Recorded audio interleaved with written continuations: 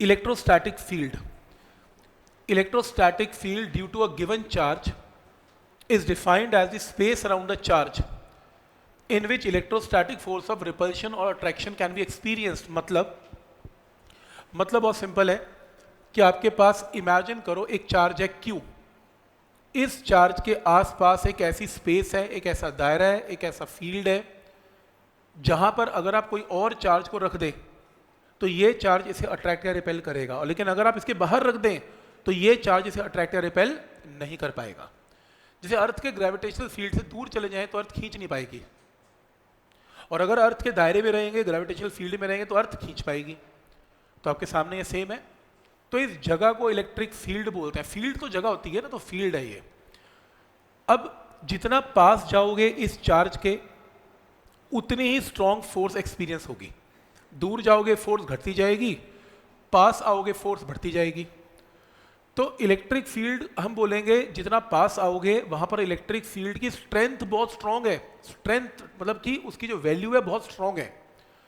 तो electric field की strength को मेजर करने के लिए एक टर्म यूज करेंगे जिसको ई बोलते हैं। इसे बोलते हैं इलेक्ट्रिक फील्ड इंटेंसिटी या इलेक्ट्रिक फील्ड की स्ट्रेंथ। तो जितना ज्यादा फील्ड स्ट्रॉन्ग होगा उतनी ही ई की वैल्यू क्या होगी, ज्यादा होगी। बिल्कुल जैसे ग्रेविटेशन में gravitational field strength, gravitational field intensity, इसमें इलेक्ट्रिक फील्ड स्ट्रेंथ या इलेक्ट्रिक फील्ड इंटेंसिटी। ठीक है। तो अगर आप बिल्कुल बाहर आ जाएंगे तो यहां पर ई की वैल्यू बिल्कुल जीरो हो जाएगी। तो इसके अंदर लिखा हुआ है इलेक्ट्रिक फील्ड क्या चीज है, डिफाइंड एज अ स्पेस, एक ऐसी स्पेस है अराउंड अ गिवन चार्ज जहां पर इलेक्ट्रोस्टैटिक फोर्स ऑफ अट्रैक्शन और रिपल्शन एक्सपीरियंस की जा सकती है, और अगर आप इस स्पेस से बाहर निकल गए तो कोई फोर्स इसके ऊपर लगने वाली नहीं है। ठीक। अब मैंने क्या बताया, इलेक्ट्रिक फील्ड को मेजर करने के लिए क्या टर्म यूज करेंगे, इलेक्ट्रिक फील्ड स्ट्रेंथ, या फिर लिखें और यहां लिख लें बुकलेट या अपनी शीट के ऊपर इलेक्ट्रिक फील्ड स्ट्रेंथ इंटेंसिटी या स्ट्रेंथ। कई बुक्स स्ट्रेंथ लिखती हैं और कई बुक्स इंटेंसिटी लिखती हैं, एक ही बात है। इलेक्ट्रिक फील्ड की स्ट्रेंथ या इलेक्ट्रिक फील्ड की इंटेंसिटी एक ही बात है। ठीक। तो पॉइंट नंबर क्लियर है, 1 क्लियर है। इलेक्ट्रिक फील्ड की वैल्यू को कैसे मेजर करते हैं, बाय टर्म इलेक्ट्रिक फील्ड की स्ट्रेंथ या इंटेंसिटी। अब ये वैल्यू निकलती कैसे है इसको देखते हैं। देखो एक पॉइंट समझो, अगर मान लो ये क्यू चार्ज है, ध्यान से देखना, क्यू चार्ज है और इस क्यू चार्ज का ये फील्ड है। इस फील्ड के अंदर आप यहां देखना चाहते हो कि यहां पर इलेक्ट्रिक फील्ड इंटेंसिटी की वैल्यू है कितनी, ई की वैल्यू है कितनी, देखना चाहते हो। तो आप अपने आप से इमेजिनरी बोला, अपने मन से एक चार्ज रखो यहां पर क्यू नॉट। क्यू नॉट एक टेस्ट चार्ज है, याद रखना, एक इमेजिनरी टेस्ट चार्ज है। टेस्ट चार्ज का मतलब क्या, ये एक्सपेरिमेंट करने के काम आता है। ये खुद अपना फील्ड नहीं लगाएगा, मतलब पता लगे कि मैं इस चार्ज के फील्ड को स्टडी करने आ गया और पता लगे जो मैं चार्ज जेब में डाल के लाया उसने भी अपना फील्ड लगा दिया। अब मैं स्टडी क्या करूं, क्यू चार्ज का फील्ड स्टडी करूं कि क्यू नॉट का फील्ड स्टडी करूं। ये तो वही बात हो गई, अर्थ का फील्ड स्टडी करना था कि यहां पर अर्थ का फील्ड कितना है, और किसने कहा सर मून यहां पर फील्ड लगा रहा है। भाई मैं कहूं मून को अपने पास रख, मून का फील्ड नेग्लेक्टेड है। ये वैसे ही है, ये टेस्ट चार्ज इतना इतना इतना इतना छोटा है कि इसका अपना कोई फील्ड नहीं लेना। तो हम किस फील्ड को स्टडी कर रहे हैं, किसके फील्ड को स्टडी कर रहे हैं, ऑफ चार्ज क्यू को कर रहे हैं। पर आपने इमेजिनरी चार्ज यहां पर लेके आना है, और ई की वैल्यू अगर आपको निकालनी है, इसका फॉर्मूला है इस टेस्ट चार्ज पे इस चार्ज ने कितनी फोर्स लगाई और डिवाइडेड बाय, ये खुद टेस्ट चार्ज से डिवाइड कर दे।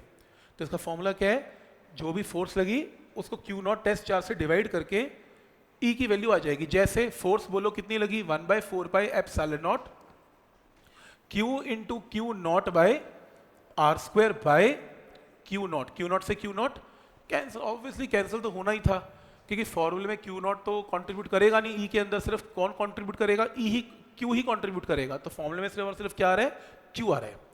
तो फॉर्मूला क्या बना, फॉर्मूला बना 1/4 epsilon naught Q divided by R square. तो ये तरीका है ई निकालने का, और ई में कंट्रीब्यूट कौन कर रहा है, क्यू कर रहा है। फॉर्मूला मिलता जुलता है।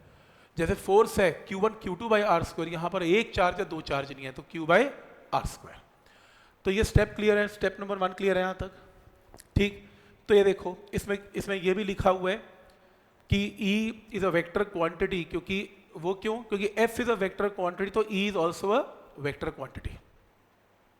तो E वेक्टर किसके इक्वल है, F vector by Q not, और इसके यूनिट क्या बनेंगे पता है, न्यूटन पर कूलम। तो फोर्स के यूनिट न्यूटन है, पर E के यूनिट न्यूटन पर कूलम है। क्या ये पॉइंट यहां तक क्लियर है? तो फॉर्मूला भी क्लियर है। आपकी एनसीईआरटी की बुक ऐसे लिखती है, E vector is F vector by Q naught, या फिर इसको ऐसे लिखती है, F vector by Q naught where limit of Q naught is approaching to zero. Approaching to zero मतलब it is very very very very small and not equal to zero. Approaching to zero का मतलब ये नहीं होता zero के equal होना, zero के काफी करीब होना, और जीरो के काफी करीब होने का मतलब it's value is very very very very small. It means it is a point charge. और स्मॉल वैल्यू क्यों ली जा रही है, ताकि ये भी फील्ड में कंट्रीब्यूट ना करे। हम चाहते हैं Q नॉट का कोई फील्ड कैलकुलेट नहीं करना चाहते हम। तो it is a point charge and Q not do not contribute in electric field. तो इसके बॉक्स में डालें, आपके एक ऑब्जेक्टिव क्वेश्चन में ऐसा क्वेश्चन देखने को मिलेगा, डिफाइन इलेक्ट्रिक फील्ड। इसको हाईलाइट कर लें प्लीज, तो हाईलाइट कर लें, F vector by Q naught where Q naught approaching to zero. ठीक, तो E निकालने का क्या तरीका हुआ? E निकालने के मेरे पास अब दो तरीके हैं। पहला, अगर आपके पास कोई चार्ज Q है और कोई कहता है कि यहां पे E निकालो, तो मैं क्या करूंगा, अपने मन से एक इमेजिनरी टेस्ट चार्ज लेके आऊंगा Q नॉट, इनमें फोर्स निकालूंगा, उस फोर्स को टेस्ट चार्ज से डिवाइड कर दूंगा और टेस्ट चार्ज कैंसिल कर दूंगा और यह फॉर्मूला आ जाएगा।